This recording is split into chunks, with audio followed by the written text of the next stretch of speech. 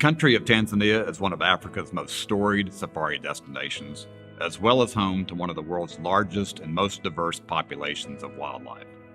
Few men understand the issues and politics that affect Tanzania better than Michel Mantheakis. Michel is a lifetime citizen of Tanzania.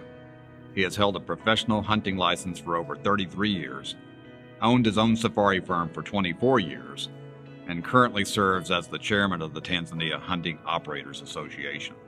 The DSC Foundation recently sat down with Michel for an in-depth discussion on the realities, current challenges, and the uncertain future of Tanzania's wildlife and her safari industry. His insight provides a blueprint for the proven model of conservation through hunting. Our national policy has always been that wildlife needs to pay for itself and contribute to the national economy. And in time, Tanzania became the premier safari destination and the leader in the proven conservation through hunting model. The size of Tanzania is 364,000 square miles, of which 32%, or effectively a third of the country, are hunting concessions. To put it into perspective, the combined hunting area in Tanzania is larger than the entire state of Arizona, and only 4 states in the lower 48 are larger in surface area. Being a developing nation, we can't afford to take money away from education, health, and infrastructure to fund wildlife conservation. It is hunting revenue that fuels the engine of conservation outside of national parks, and 70% of that revenue comes from the American hunters. And we must pay tribute to the American hunter, who for over 100 years have funded our conservation model. The hunters of this great nation are our greatest conservation partners. It is important to understand that the national parks in Tanzania, where we don't hunt, comprise only 7% of Tanzania's surface area.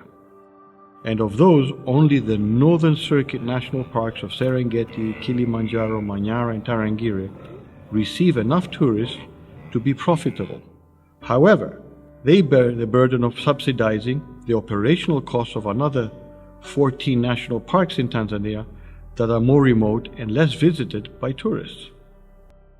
This clearly proves that it is not viable to consider converting hunting concessions into photographic tourism, as has been suggested by the anti-hunting community.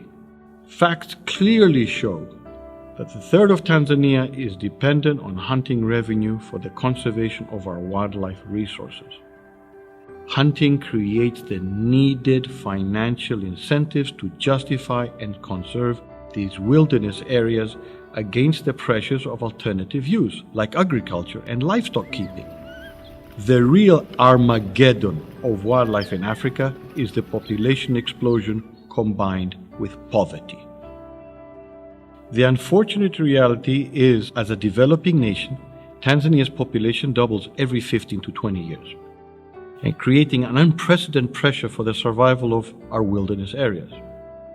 Only a vibrant hunting industry can protect the wildlife and the wilderness.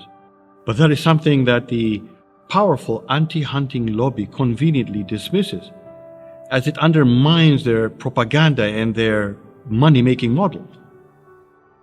When I was young, human activity amounted to islands surrounded by a sea of wilderness. Today, it is the wilderness that are islands surrounded by a sea of humanity.